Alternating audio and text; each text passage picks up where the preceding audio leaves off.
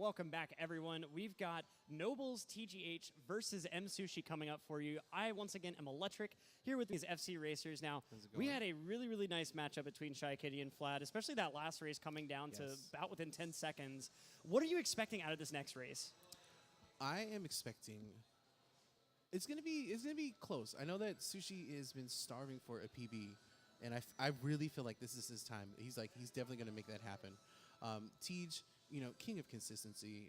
Every run is just like super solid. Ideally, if Tej is gonna have the lead going into Summit, it's gonna be very hard for Sushi to come back and to make that happen. But we have a lot of gameplay prior to that as well.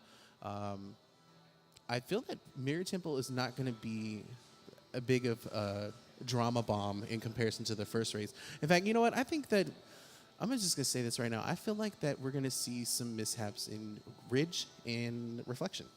I can very much see that, and also in Summit for sure too. But it's interesting to point out that I believe TGH actually has the lowest Bubs drop success percentage in the league. I think, or at least like in these finalists. In these stats, so I think his Bubs drops percentage is 78.6, and then Msushi's is actually 85. Yeah, so it's pretty good up there. And but we have like average Summit time as well.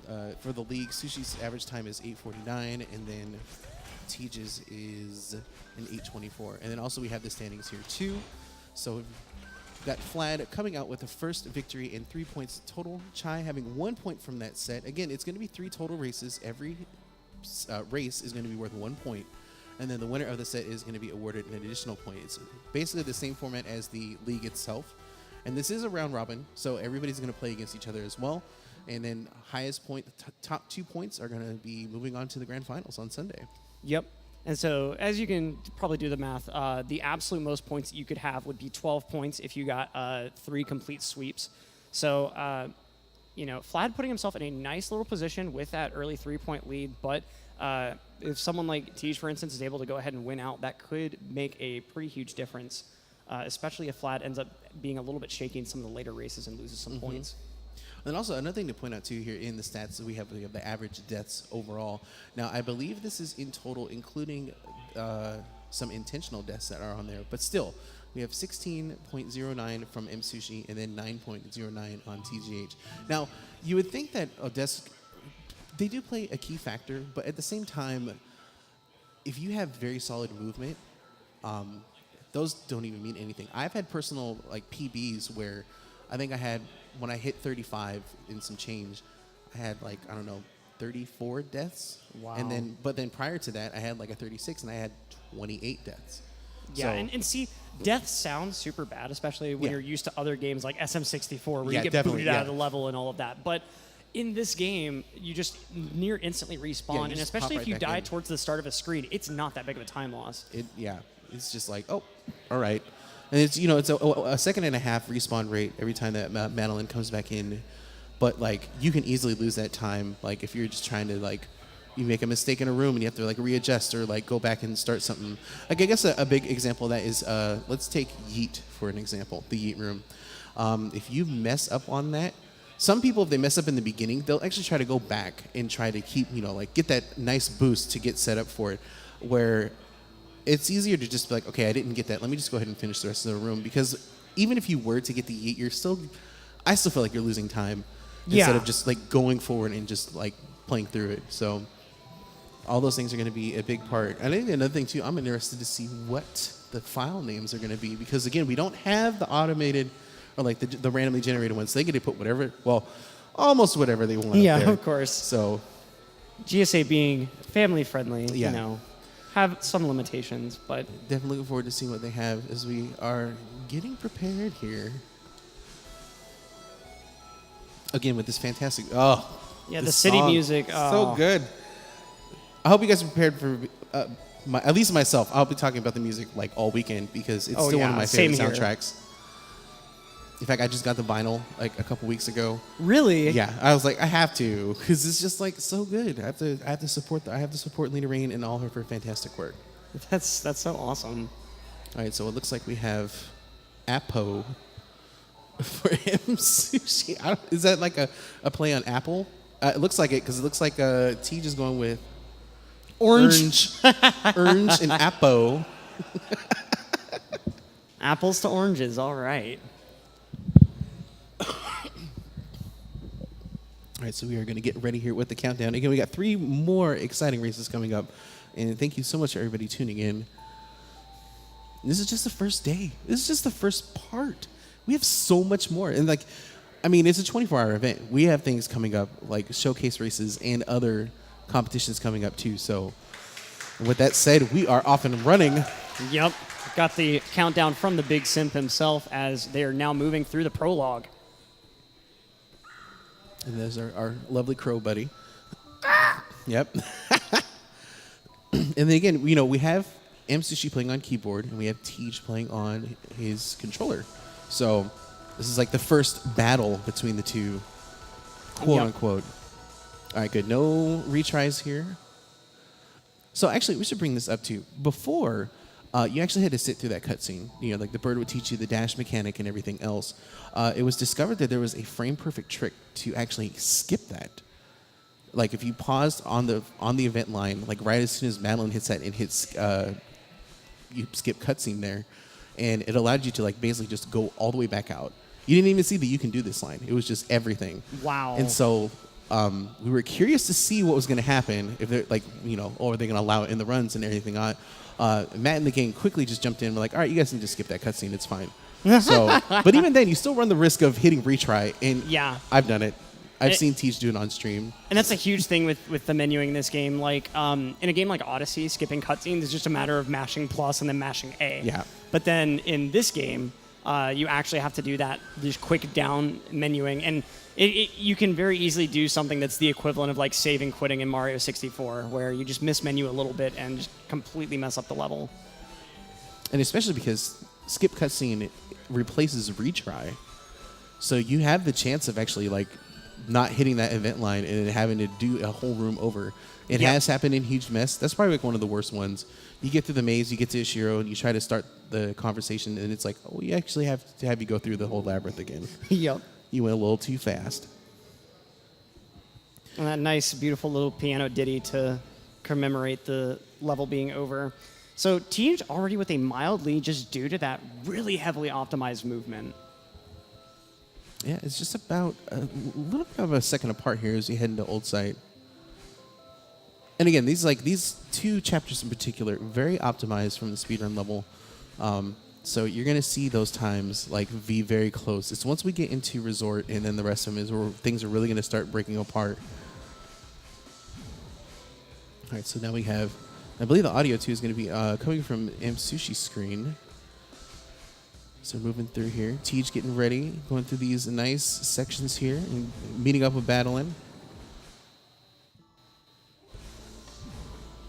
And so we have that epic music drop as we go ahead and move into the chase section here. Tej with just super clean movement throughout here. Getting into this first coin room here. Sushi also having very nice movement.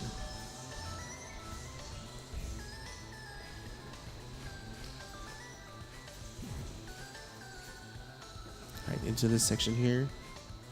Tej first into the final room of the Battlein chase. I mean, it's hard to see, but there are 5 Battleins that are out for you. You just see the 5th one coming back on screen there. And so Tej is going to be making his way out into the outdoor section now. Sushi just behind. I just noticed that Sushi coming up with some extra ultras there. I have not seen that before. All right, so Tej getting into Awake first. Let's see how this one goes.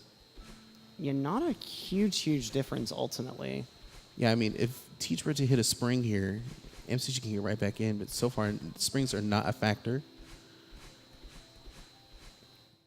It looks pretty all right. No, the corner bop there on Sushi. And that can happen in Awake, but able to recover nicely and getting out. So Tej with a 320 and Msushi now with a 325. So yeah, 5-second deficit is not bad at all going into Chapter 3. Nothing. And so now we hit the big time with the Resort. Good old Resort.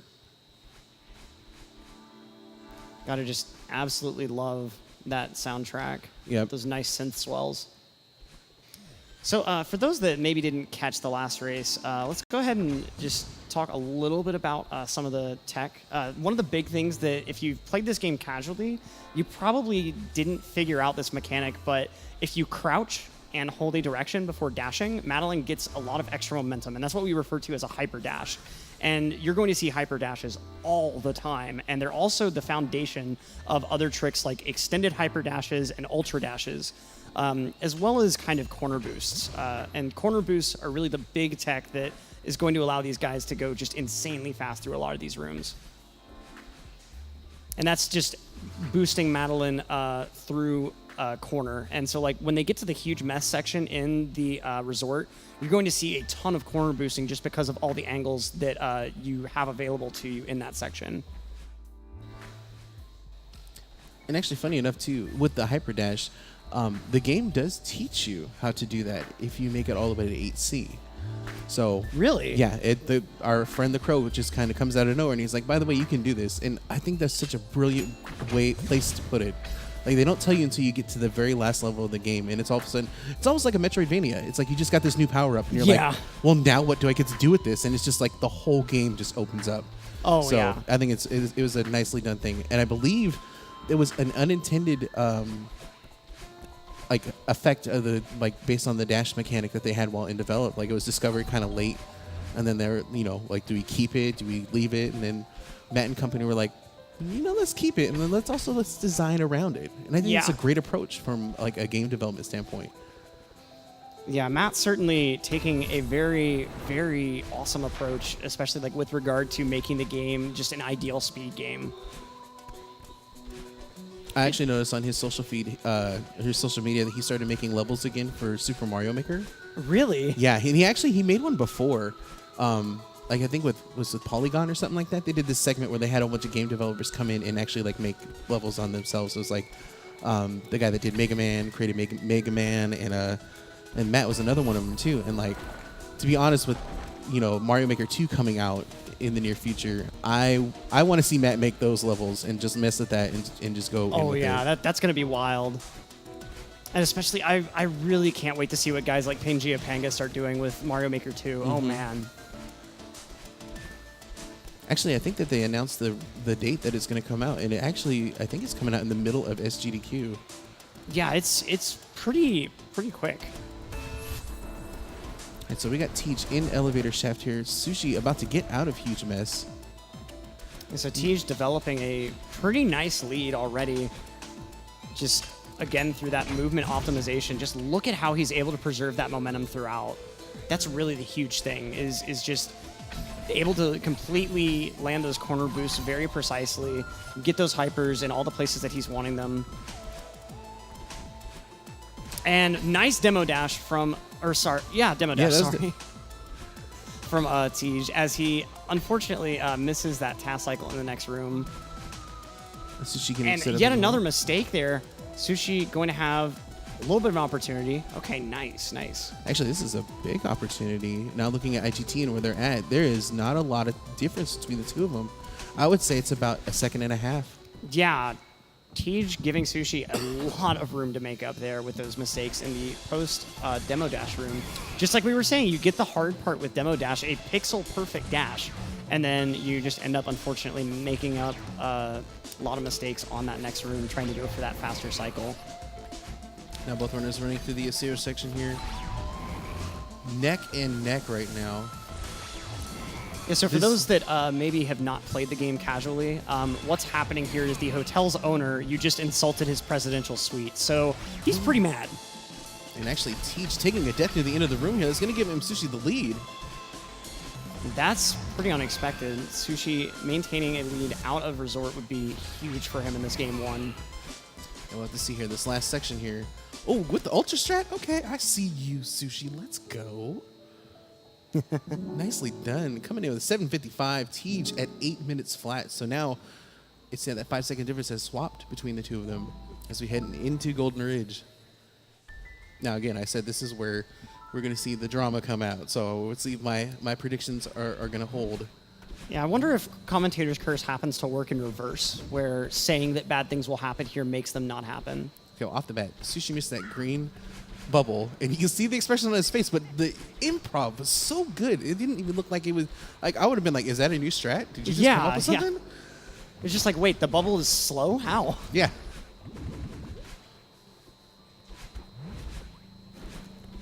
And still managing to maintain a lead, fortunately. Ooh, but getting corner bopped there. Ouch. With the wind facing against you like that, it's so rough. And we got Archie from both runners. Nice. Always love to see the Archies.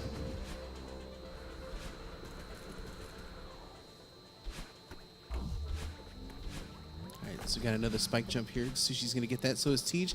They're getting ready to embark on the first auto-scroller.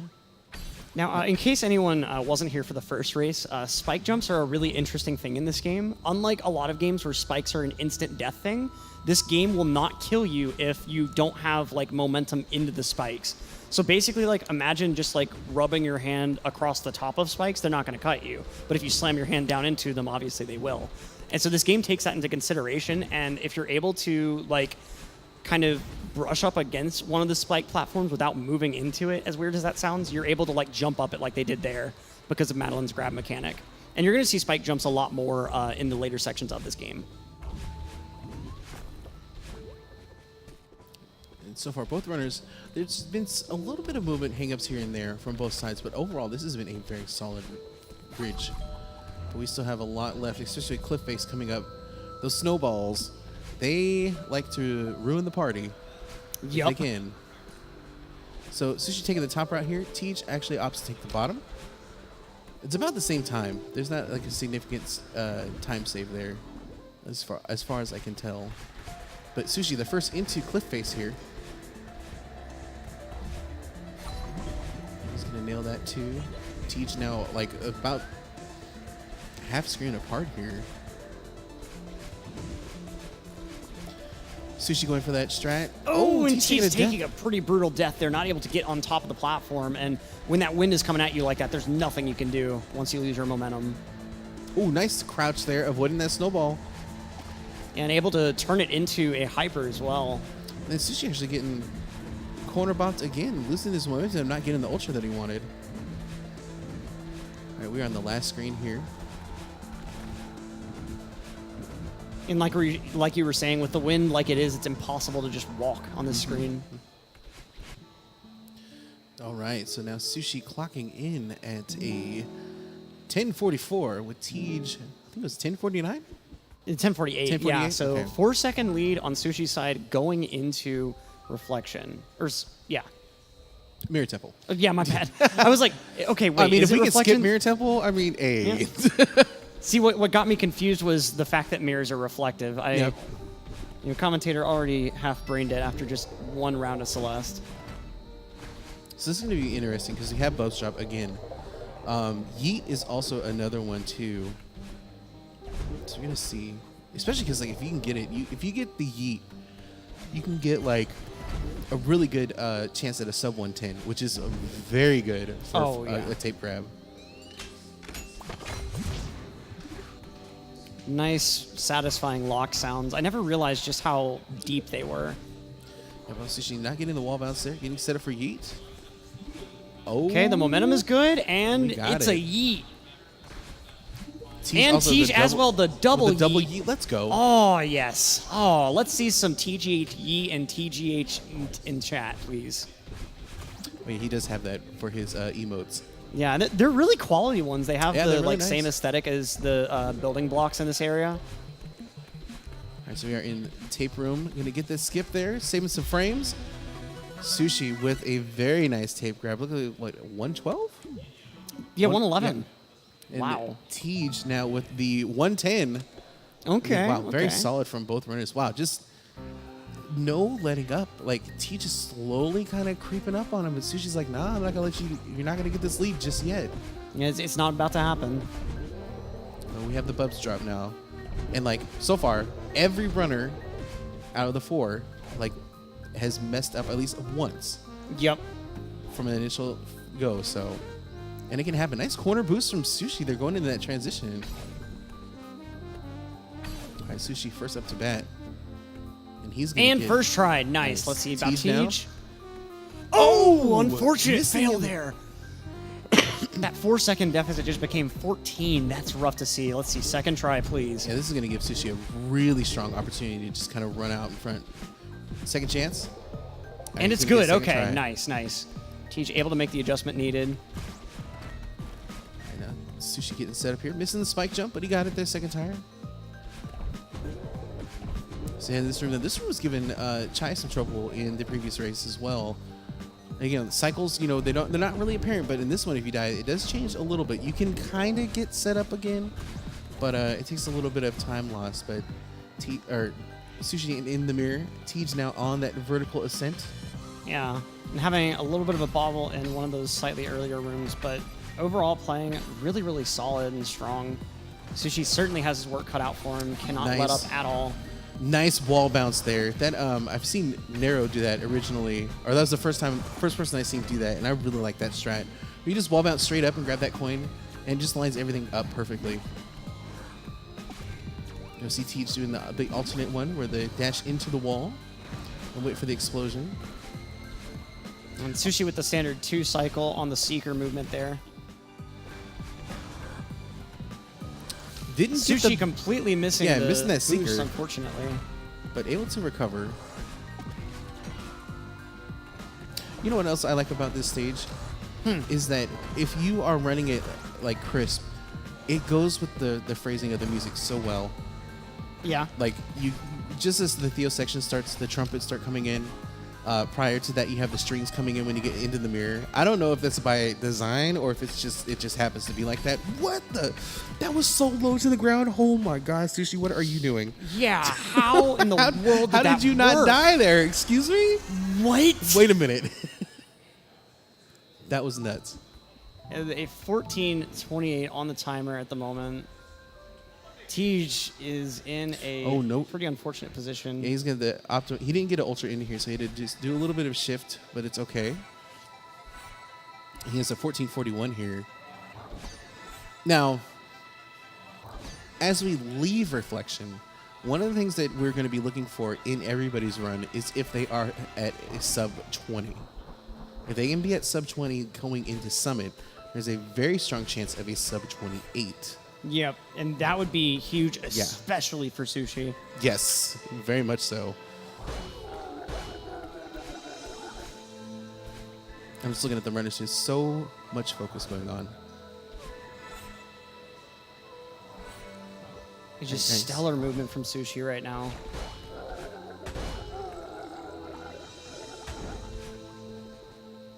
All right, so now we are getting into the hollows portion here. Sushi there first. Again, we got a little desync on timers, but that's quite all right. Oh, trying to ultra into the feather, just not getting the right angle there. What an unfortunate death. At least it was pretty early in the room. That was a pretty quick one. But Sushi's on some pretty wild pace at the moment. He is playing out of his mind right now. That grind has certainly paid off, that is for sure. Tej not letting up, though. Really, most of Sushi's lead ultimately is coming from just his solid play and Tej's bubs drop fail. You can just see it on his face right there. Every minor mistake, he's just very, very frustrated, but able to brush it off pretty cleanly. And just getting right back into it.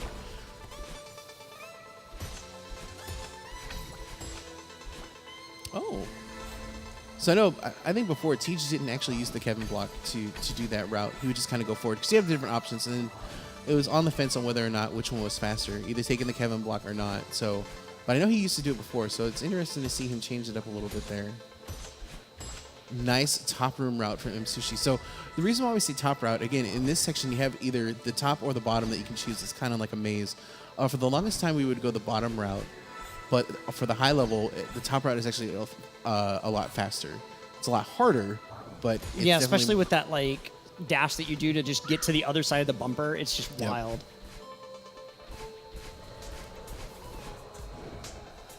Also, like the crowd is just hypnotized right now. It is like I can hear myself through the speakers. Yeah, like super quiet. But I mean, that's the effect of this race right now. It's that close. Like it is just really like anything can happen. Yeah, I mean, it's no secret that going into this, Sushi was not exactly the favorite, but he is really, really pulling his weight right now. Yep. Certainly is changing that perception going into game 2 and 3, that's for sure. Okay, so he's getting ready for his battle and boost. Tej getting to the water portion. Fun fact, Matt wanted to actually make Reflection an entire water level. Really? Yeah, so we're actually thankful that he didn't do that because Because, yeah, that'd be pretty brutal. I mean, can you imagine having to fight battling underwater and like having to do the dashes? That doesn't sound fun at all. And actually, Tej missing the battle and boost there, but able to get in, and now they're both in the battle and fight. Right. Oh my gosh, this is such a good. This is like one of my favorite sections. Even though this section is very optimized, but like just the significance behind it related to like the gameplay and the story. I think everybody, like, it's just like one of those moments that you just be like, oh yeah, the battle and fight. Yeah, it's something that you always remember after you play this game. Yep. Actually, funny enough, like some of my friends that will pop in and stream, they have not played the game, but like they always talk about this section because they like the music and everything that's kind of going on. And so it's just funny that every time, like if I'm doing like any percent or something, they always seem to just show up right when I get into this fight. It's just like every time. All right, so now Sushi just kind of barely through this first half. Like this is very textbook battle and fight, if I say so myself. Nice, just one more screen before we get into the second round here on Sushi's side. Tej just a few screens behind. We do have the IGTs not paired up, but it's just a couple seconds.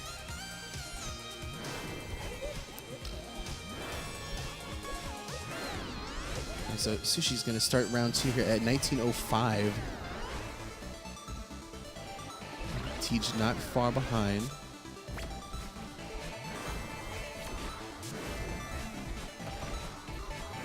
Yeah, I think the lead is about the same as when they entered the level, if a little bit more towards Tej's side at the moment. But if Tej has made up any time, it hasn't been super significant, which is really, really speaking to Sushi's gameplay right now. Oh! But Sushi taking a death about midway through that room. Oh, no. Ouch. Definitely hit a diagonal dash there when not. It's going to give Tej a little bit of a chance to come clip at his heels here. So hitting this final room. Now again, all right, the setup is looking good so far. We're going to see. Going to make this quick. Nice. Whew. All right. Wow. Okay, good clean room there. All right, now Sushi, the first to level up here. They're basically tied right now. Yeah, this is looking. With the wait until we like get when you look at the in-game time, they both started this section at 20:05. So yeah, we've got a tie on our hands right now. Yeah, we'll see. Here's Sushi's grabbing the orb and leveling up here. 2024 on Tej's side, we have a 2024. Oh man! Oh my gosh! We've got a race. We've got ourselves a race, folks. Let's go. Now, Tej obviously does have the stronger summit by about 20 seconds according to our stats, but Sushi has been playing out of his mind today. He is super on point right now. Let's watch this. Let's go. We've got ourselves our sync already, not even having to do that sync for y'all. Okay. Good clean movement in the first room. Yeah, so far good on Sushi's side as well. Tej actually started earlier than Sushi. I think it took a little breather. And again, I'm all for that. If you want to get your bearings set, like, just go for it. All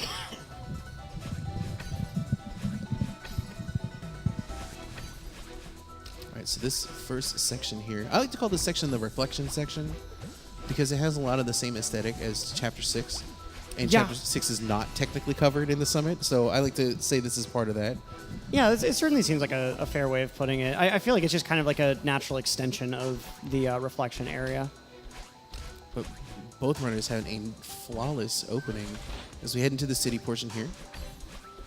So you're going to have some... These next 3 rooms are probably going to be very important. So we have Tej doing a different strat there. Yeah, a little bit faster, but not saving too much time overall. This one in particular. Both runners getting that ultra. Nicely done. Very, very clean. Wow.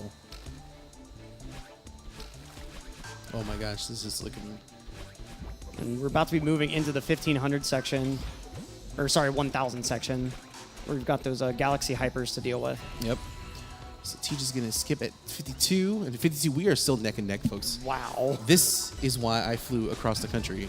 Yeah, what a race one we've already had. And we have 2 races after this between these guys. Let's go.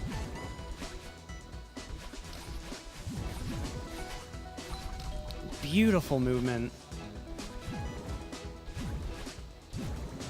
Nicely done on both runs. Teach not getting the quarter boost there, but Msushi was able to take and capitalize on that. Yeah, so Sushi is in a mild lead just mainly due to in-game time, it looks like. Look at this near visual sync. Wow. Both runners getting that hyper out of that diagonal down dash. It is a little tricky because you can just mess that timing up. Yo, Sushi literally synced. Oh my god. Let's go. What even? Okay, we're now at 1,500 meters. Things are getting pretty wild. Now I know Teach does the top route here instead of going to the Franker Z room. I'm not sure if Msushi does that or not. But so far they are looking really tight. Yeah, Sushi lost a little bit of time to the introductory movement, it looks kind of like. Or it could have just been like the way that the cutscene was skipped or something. I'm not quite All right, sure. here we go. Wait. Oh, okay, never mind. Oh, Sushi's going. Okay, you're going for the super duper advanced strat too. All right. Oh, Teach with the death. Oh boy. It's going to allow okay. Sushi to pull up front just a little bit. Sushi claiming this lead for now. But it's certainly not over yet. Very, very close gameplay. We have a lot of game to play, folks. Let's see here. Sushi going to touch the orb at 23:30. Tej at 33, so 3 seconds behind, moving into 2000. Now, what do you think we're going to see about the bounding under the terrain here? That's probably going to be really vital. I'm guaranteed that both runners are going to go for that, without a doubt. I know that Sushi has incorporated. They both have incorporated it in their run, so I think the big one is going to be. Oh, and getting bodied by the snowball just come out of nowhere and was like, hold on. Oh man, that is so rough. Oh, Tej actually playing it safe and Sushi going for the. Oh no! Oh, that could have made up so much time for him. Jeez. And getting the second death there. Oh man, go for it Sushi one just more time. hemorrhaging time here in 2,000 meters. Nice. He's able to get it this time around. Okay. But still, it's far from over. Okay, look at that. Some nice movement here. Doing a little bit of swag. He's like, look, I had a couple mishaps. It's fine. We've got this under control. And now T's moving along into the battle and alley-oop section here. Now, 2,500, we have that, again, that corner boost to ultra in the early part. We have a couple of, there's just a lot of screens where anything can happen. So we'll just see here. But again, Tej now skipping out at 24:55.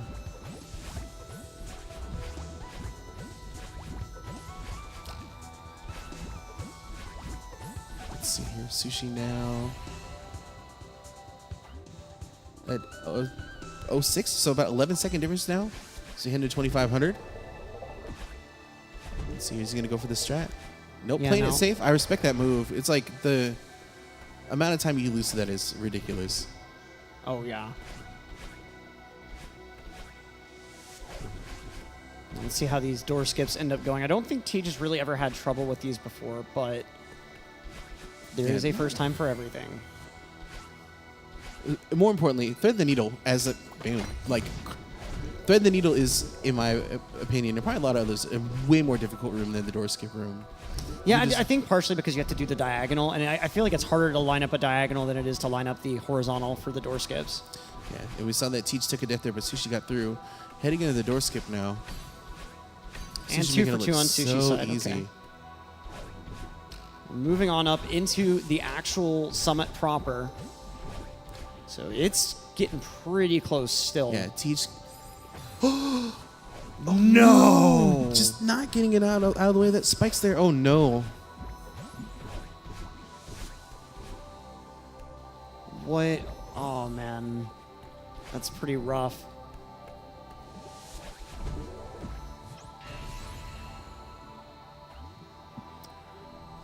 So actually, I am going to pull up Sushi's PB real quick. So Tej making his way very quickly through the flags already. I would definitely say that like Tej's downdraft section it's poetry in motion. Like when he does it flawless, it looks just so good and so crisp. It doesn't even look like there's a downdraft for the most part. Exactly. It looks like it's snowing or something instead. But Yeah, like nope, Tej is just that good.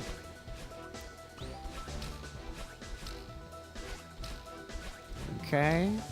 Moving nice and clean through the 17 flag section. Sushi about 4 flags behind at the moment. Still making great progress to the downdraft section here. Tej on the updraft portion here, about to run into flag number 13. And we saw Chai take a death here early on, so we'll see.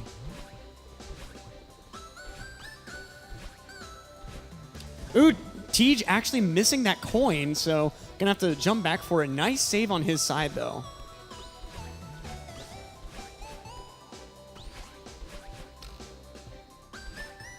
Right now it's Sushi in flag 13 as well.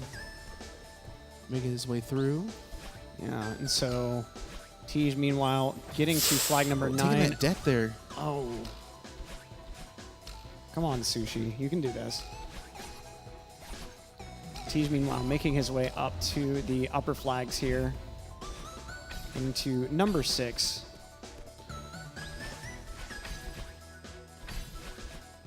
As Sushi meanwhile is making his way cleanly up about to that midsection. Taking flag 9. Respect the move there. Actually, yeah. Had they take that death, but again, like the... Yeah, taking checkpoint number 9 really saved that. All right, Tej on flag number 2 now in the home stretch. Oh, no! He's going to have to recover from this. Nice neutral jumps from Sushi, able to recover there. But now Tej on flag number 1. Having some hangups as well.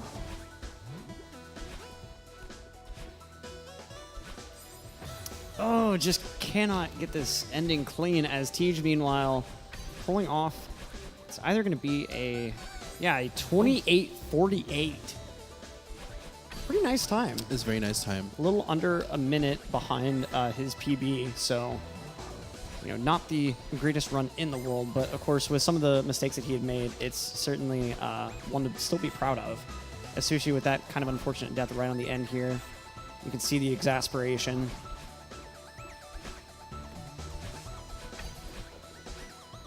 Not sure what that was.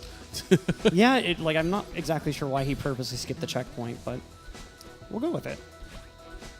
Oh, okay. Skipping checkpoint 1 here. It's like, I don't need that. Wow, this movement. And a 29:36. Yep, GG's for this race one. Tej taking a little breath, giving that nice little thumbs up. Nicely done from both runners. That was a fantastic first race. I mean, like neck and neck all the way up to Sushi summit. Really just pulled wow. his own. Yeah. That's the biggest part to take home from this race. Tej is taking home the win, but Sushi is taking home so much confidence from this race. And putting that pressure on. It's the contemplating here. Maybe potential out of context Sushi clips here.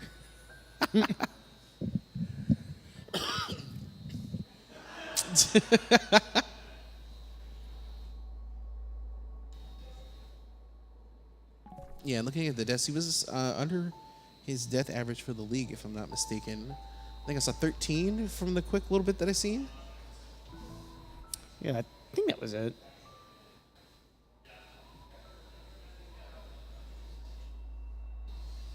All right, so it looks like we're going to have a short break. You're going to be cutting on over. Yeah, sending on back on over to the commentating table here. There we go. And let's return to the booth. Yeah, Hello. there we go. So let's talk about that race. Yeah, let's talk. Jeez. Yes, can we talk about that? Like, what was it? At most, leading up to Summit, it was what, 5 seconds difference between the two? Yeah, of them something over like the course of that. Like, I And mean, Sushi really just playing super solid. I mean, like Summit, you know, there were mishaps here and there, but like everything else was on point. And then we had Tej missing the bub drop, which was like a huge turning point in that race. Oh, yeah. Just allowing Sushi just kind of pull ahead. But then, you know, Summit came about, and it's one of those things. It's like, you know, you just got to put it together, or it's like. But I'm looking forward to it. I think the second race is. It's par for the course. Like we're about to run into, like the same thing in the second race, in my opinion. Oh yeah. And I definitely think that if Sushi is able to retain that confidence moving into this next race, that momentum is going to carry him so far. It is. It definitely is. And it's going to set, you know, it's going to just set precedence, too, to the other runners as well. Like, if they're seeing how, like, if I was Chai and I was, like, saw this race and just saw how close, like, Sushi was able to stay on to Teach that entire time, I would feel a little bit of pressure from that, to be quite honest. It's just like, wow, he's just keeping that pace and just being toe-to-toe that entire route. Like, I need to make sure that I'm on point for my game too. So, and again, it's like I said, anybody that is just like, if they're on, like if they get that nice in the zone moment, like they could easily just snatch a game from somebody. Oh yeah. So, oh yeah. We're gonna go ahead and get back on Sushi here. Just a little chit chat here. And of course, you may have seen the red stamps on the hands. Those are just to confirm that the people attending are in fact registered.